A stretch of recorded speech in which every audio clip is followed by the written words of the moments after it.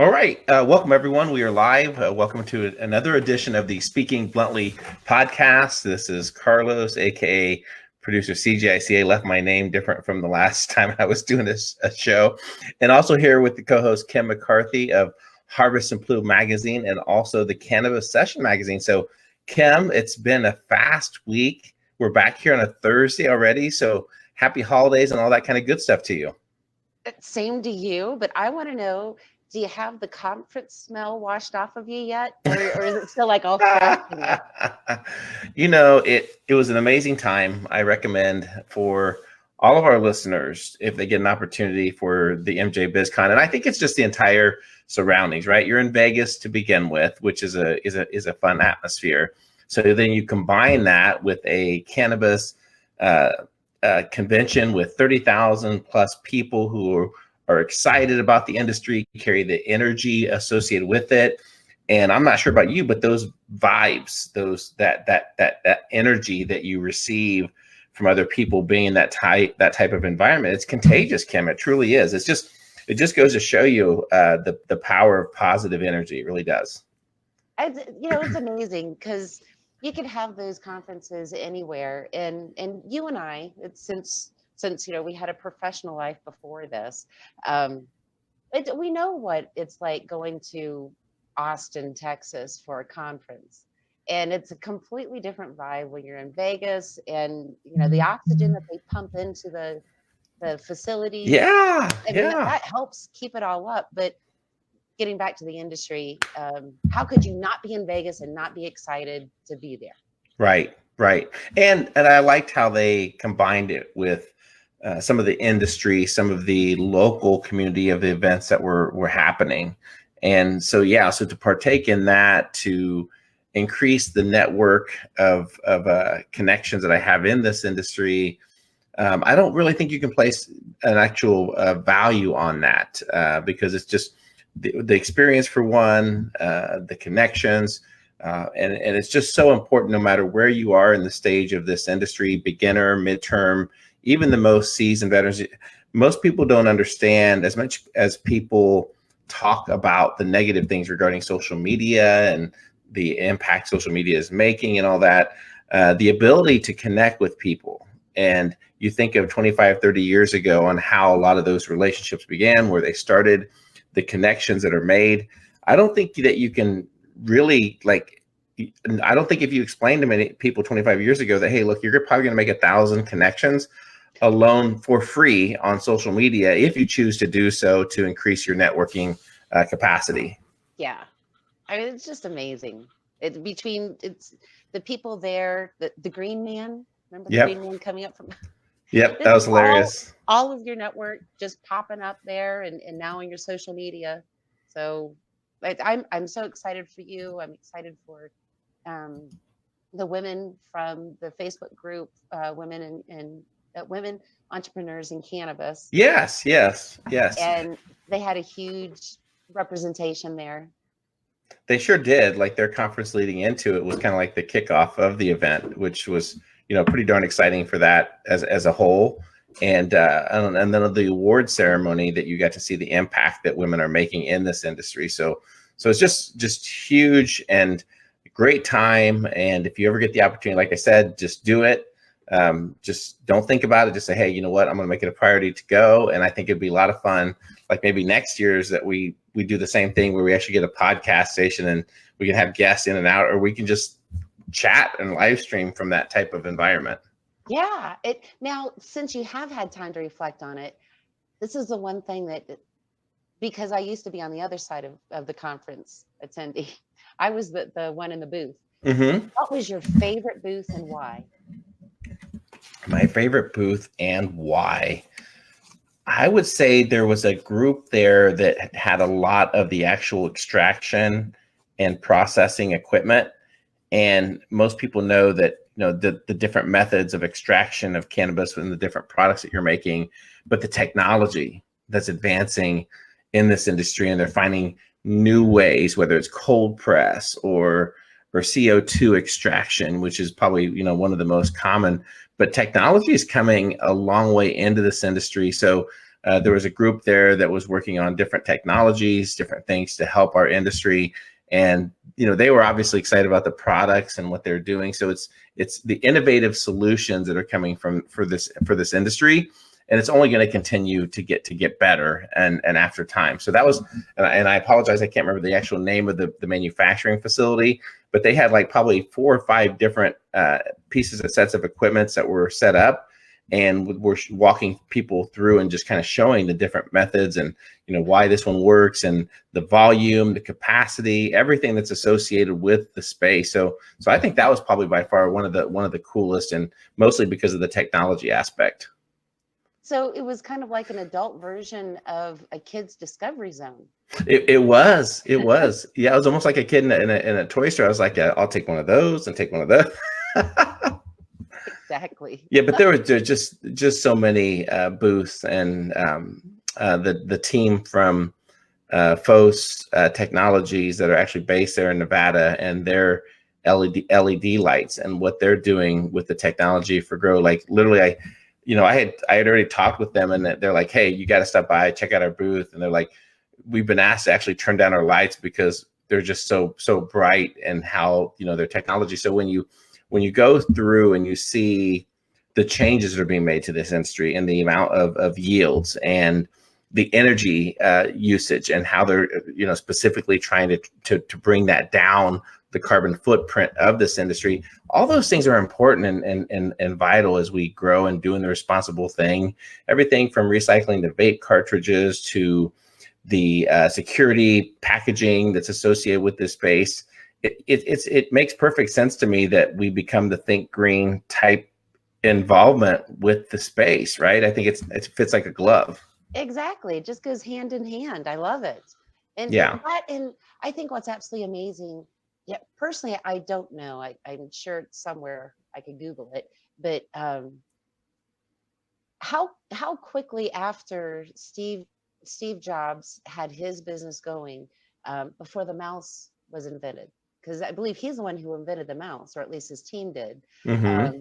But how far into the technological era, and I, again, I always try to equate what's happening in the cannabis industry with some huge event that happened historically, at least something that maybe I can equate it to. Yep. And I don't know, because Right. the technologies and the affiliated businesses and all of that seems to be neck and neck with just the industry as it's emerging. Yeah, there's one technology group, and this was associated with testing, and they developed, and I think the company's based out of Israel. I think, don't quote me on that, but most companies, most growers, processors, anyone that needs to do tests right now to take a look. Let's say, for example, whole flower, and right now you ship that somewhere, right? So you ship the minimum amount or the amount that they need for testing. You wait for testing.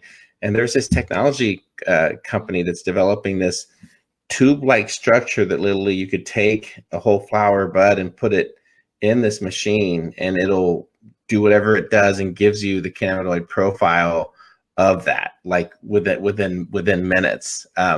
So I mean, like a CSI episode. So like those leaps and bounds, yeah. So those leaps and bounds that are occurring, in our space, and that's what most people don't understand, is that the potential for growth, the potential for expanding, and there's probably auxiliary type business units that haven't even been created at this point, because everyone was just so excited about legalization, and I'm excited about that as well. But now it's time to take that next step forward. Is like, how creative can we be to reduce our carbon footprint, to increase our capacity to employ more people, to make it even more of a viable type industry for the country? Like, we haven't really begun to explore those yet. So lots of room for growth in this space. Yeah, it's really cool. Just to be able to witness all of this. Yeah. But I do want to jump into, I saw your post on LinkedIn, and I would like to share, and let's jump into the December edition of Harvest and Plume with the holiday. So you want to walk us through Sure. the magazine, that'd be great. Yeah, absolutely. Um, by the way, I noticed that I say that a lot. Absolutely. So I need to have I need to have like a jar. I gotta throw, tokens or something in it. I love it. Like someone will be like, she said it 25 times. So anyway, um, so yes, our lovely cover. I really liked that personally. I liked just the fact that um, like a star that you would put on the tree. Yeah, It yeah. seems to be, in reverse, where it's the tinsel and all that, and then you have this organic matter on top. But anyway, yeah. So moving into that, it's always, thoughts from the editor type of thing. Mm-hmm. And and in case people aren't sure, there's an experience that goes along with the magazine. And one of them is, for example, like there's a sponsor of that's ad spotter. Mm-hmm. So that's what that is. And anywhere throughout the magazine, you see that green star with the logo on it, then, not only is the advertiser's brand almost on every single page, but it tells you that on these different pages, there's something clickable on there, and it'll Nice. either take you to a new website or a new page, or so it's all part of adult learning theory that goes in there. Mm-hmm. Um, but here we are with the dining menu. I was very Oops. excited about this. Um, these are everywhere around the world. I did ask for people to contribute, but um, any type of dining experience. It could be fast food. It could be drinks. Like Mm-hmm. a Java Java place, tea place. So it's anywhere where you could have CBD embedded somewhere, infused into your meal, your drink. And I was very excited to find it because of course, we're here in America, so we see some of those things. So it made me really happy to know that there's more than one. There are like three or four, and more have come up since then. And again, these are not like what is it, Lowell, Mm-hmm. the Cannabis Cafe, Yep. and that is on the marijuana side. Right. So Right. Yeah. and all of these are not. It's something with CBD or hemp. Mm-hmm. And so anyway, they're represented in Canada and Australia as well. Nice. So Nice. yeah, that's more of that stuff was gonna. Which I was just telling my dad he needs to buy your coffee. Yeah. The Thanks for CBD coffee. okay. Yeah. This is a commercial break for our podcast and my CBD. No, I appreciate that plug. Yeah, yeah, you're right. And it was amazing. I'll go back one page to take a look at that statistic that's listed in regards to what chefs have to say about the industry trends. And it's amazing that the fact that 77% of chefs surveyed chose drinks and food items infused with cannabis and cannabidiol as the top two trends in 2019. And I think that's only going to get bigger in 2020 as long as the FDA doesn't screw things up. Yeah, and I'm starting to read some of that and thinking, maybe I should pull myself back until things are more definitive. But anyway, then I always like to have some nice hemp recipes involved, and Yep. this happened to be with another brand, and they were introducing their their hemp milk. Mhm. Oh, Um, nice. yeah, and then the other side is an advertisement for the CBD edibles. So, and they're really yummy too. Yummy. Yeah, and that's the name of the company's Yum, right? No, Or no, no, that's no, part no. of their. Okay, yeah, yeah, that's just part of their logo, and then it links to up there. And I love the interactive part of the magazine, and um, the digital trend is the way to go. Just it gives you a whole lot of new experience. So I'm glad that you pointed that out because I didn't realize that regarding the star and where you can click and navigate to different content. Yeah, and you know, okay, here's a little something you may probably not want to know about my history, but Uh-oh, here we um, go. so a guy that I dated in college, he lived with a lot of other guys. There are probably like 7 or so guys there. So of course there's going to be a subscription to Playboy. Mm-hmm. And so, and I didn't know this until they told, because they were always looking at the cover. And I always thought, why are you looking at the cover? So apparently you can always find, there's always a Playboy logo. You know, the logo is somewhere in there, like it's airbrushed into the hair, or maybe it's really blatant. But Yeah. anyway, so that was just a very weird reference to the magazine to say it's meant to explore, and you don't know, sometimes that logo, the ad spotter, may be hidden, or it may be Yeah.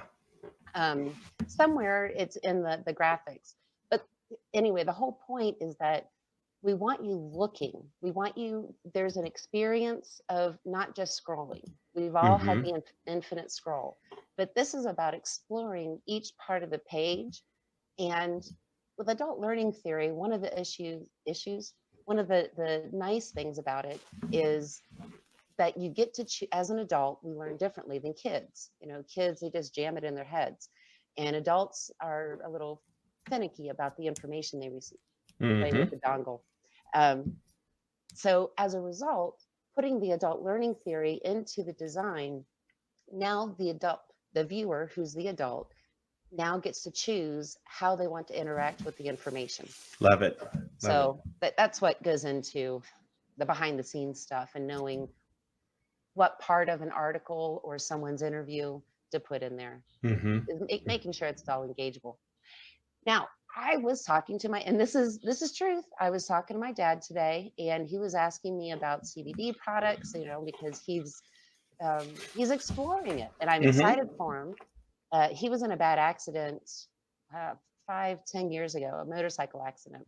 Sorry to hear And that. well, you know, you probably shouldn't go off-roading when you're in your 60s. You know, True. True. I'm pretty sure my mother said that. Mm-hmm. Mother Anyway, knows best. and then it was a finger waggle. Well, look what you did. I told you it would happen. So anyway, he has a lot of arthritic pain as a result of the accident and then the surgeries afterwards. So we talked today about the cannabinoid, um, endocannabinoid, phytocannabinoid systems, and Yeah. receptors, and for the first time he felt encouraged to ask questions and to get to know more about the plant, because it was nothing was based around pot, getting high, stoner. This is all factual information that somehow he felt encouraged to come out and start pursuing the knowledge online. So Mm-hmm. now he has samples of CBD, and he's asking me what's Nice. best for, you know, doing it internally or externally. And yeah, so we had a really nice long conversation about this. And that's when I said, you know, you need to watch the podcast. And by the way, Carlos's business also has, among other things, CBD coffee.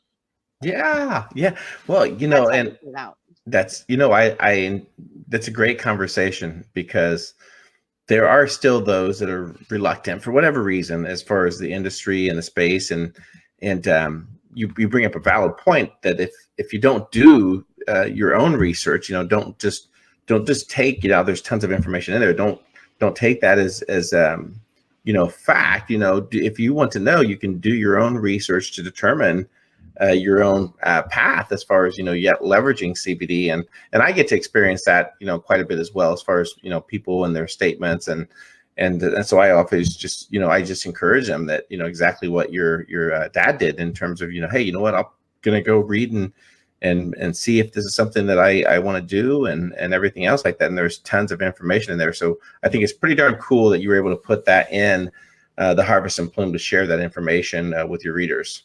Yeah. And, you know, we need to know how the plant affects us.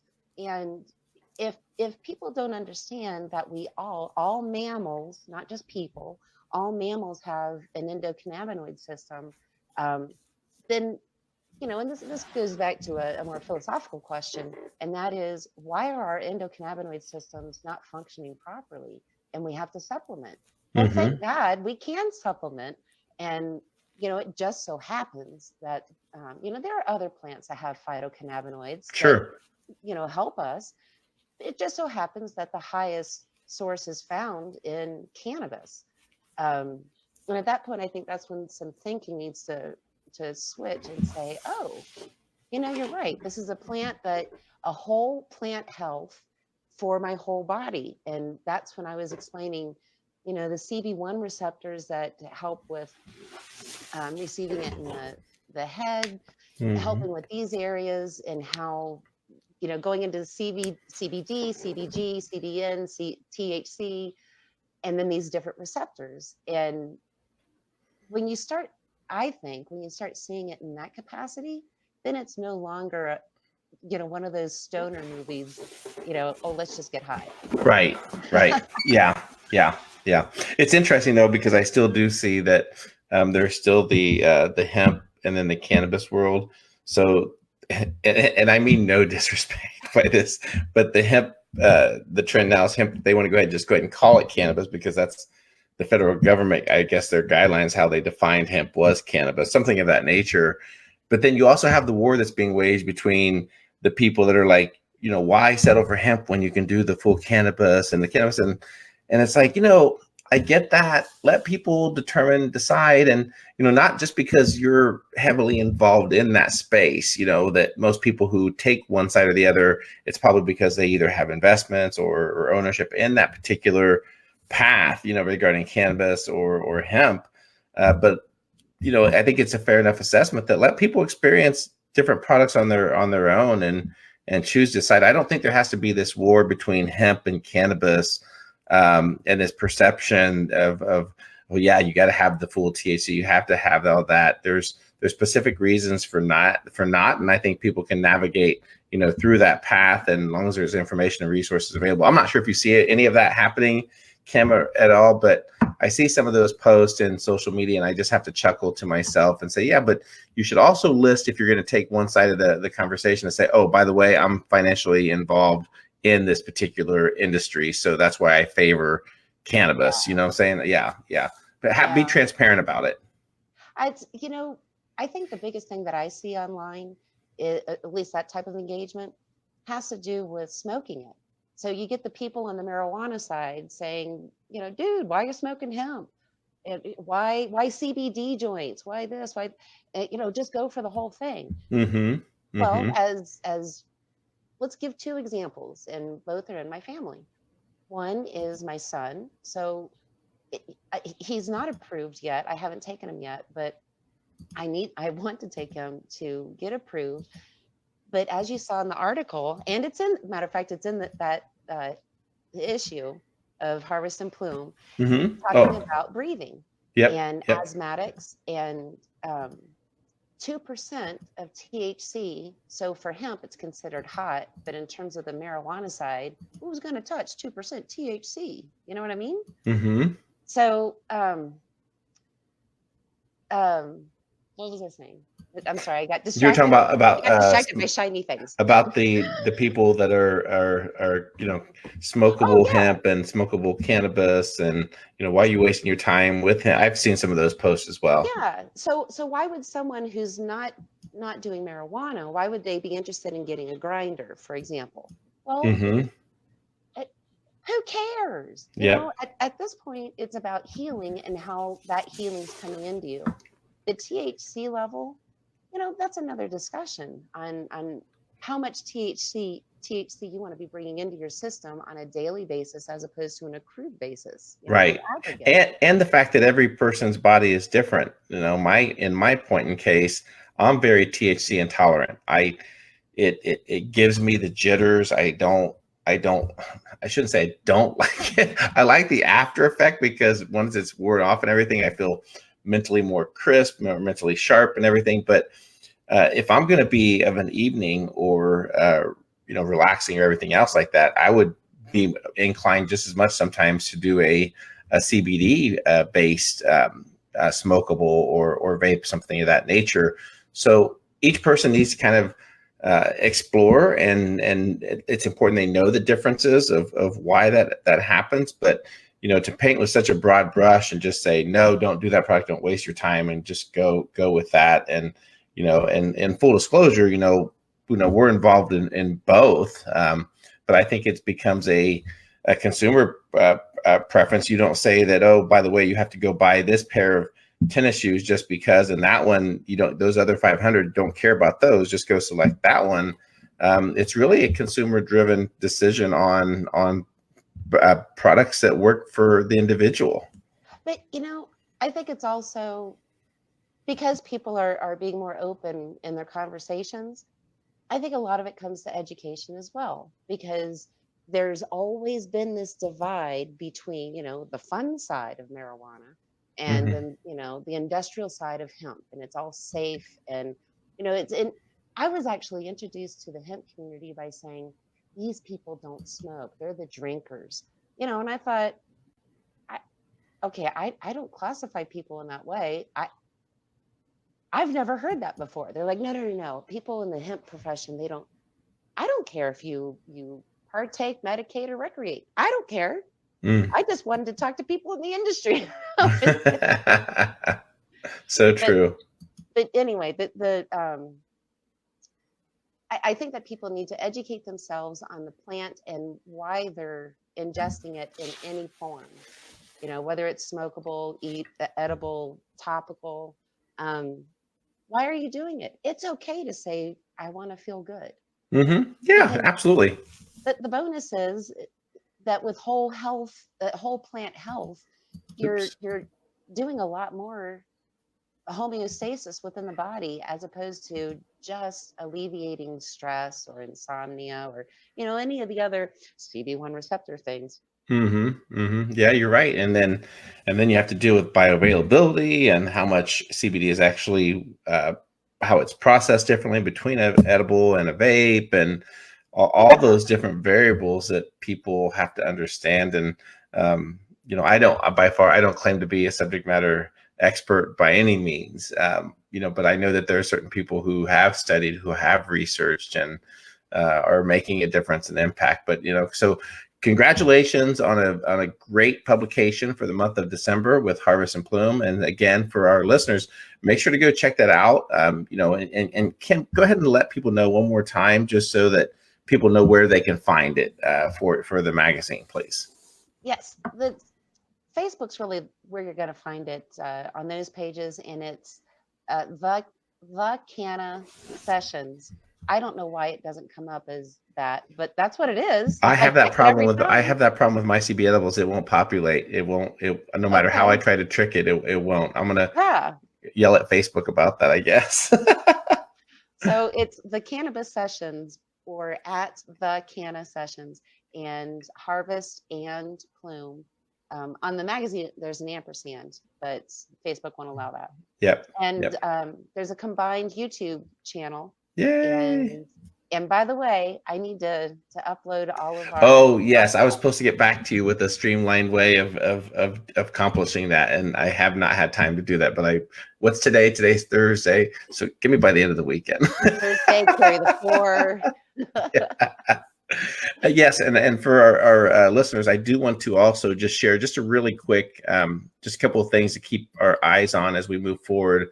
But currently, there is the Senate they passed these proposed bills in regards to banking and cannabis, but unfortunately, there's always someone who wants to change it, and apparently, there is a key Senate chairman who wants to lay out possible changes to the proposed bill that was passed in the Congress. And this proposal was floated, I guess, a year back in regards to placing like a 2% THC potency limits on products in order for cannabis businesses to qualify to access to financial services, as well as blocking banking services for services that sell high potency vaping devices and edibles that could appeal to their children. So, make sure that you stay in tune. And I love the work that he does over his publication. But Tom Engel over at I think that's how you pronounce it, Engel over at the Marijuana Moment does a great job of providing a free site that is full of articles, but then also legislation things. Has the pulse of it, and just something to be mindful of, that these changes are in consideration of people. They consider what they're looking at. And then also another bill to keep our eye on is in Oregon, And in Oregon, there's a proposed bill that's coming forth that kind of maps out and follows the FDA guidelines, where they're actually moving for a ban to place CBD cannabidiol in any type of like alcohol related products. And the importance of with this potential legislation getting passed is that establishes a precedent where other states look at these things in this environment. So again, this particular bill, again, just the state of Oregon. And I just wanted to share that. Oh, one last one. This is kind of from my own state. And then here in my Hoosier state of Indiana, Senator Tallahan actually filed a cannabis reform package that would also push for decriminalization here in Indiana, which I'm very excited about. Our governor is very opposed to it altogether. But Indiana is going to be probably one of the last states. I mean, my goodness, Indiana just got Sunday alcohol sales like 4 years ago. So we may see federal action before we see something in the state of Indiana. But yeah, so I thought those were just a few articles, Kim, that I thought our listeners would want to know about and hear about as well. I love that you always have those on there. I really do, because sometimes I get focused on different areas of the industry, and I'm so grateful that you always circle me back around on these issues, because clearly they're important. The decriminalization, I am so excited when I see that on Facebook. Look what we did in Oklahoma. Look what we're doing here. And I mean, what word could you come up with? Hallelujah. Yeah. Yep. Hallelujah. And again, just the amount of time that is, and I do, because I like I said, there's tons of different subscriptions, and maybe sometime I need to share that, with our listeners of, free content that you can basically sign up for, like a newsletter, for example. And that's why I know about it, because I'll get it received via email. So I don't have to go search for it and find it. I'll get like a daily recap of, hey, here's what's going on, in the space, and, being involved, whether it's doing our podcast and how that associates with our different lines of businesses, is just so important. And so I think by providing that knowledge at what we do with your publications, your magazines, and the great vehicle that is, if we supplement by, hey, here's some other things that we can, keep our eye on, I think it's going to benefit our community. I agree. Yep. Kim, closing thoughts before we wrap out this session of Speaking Bluntly. I'm extremely grateful.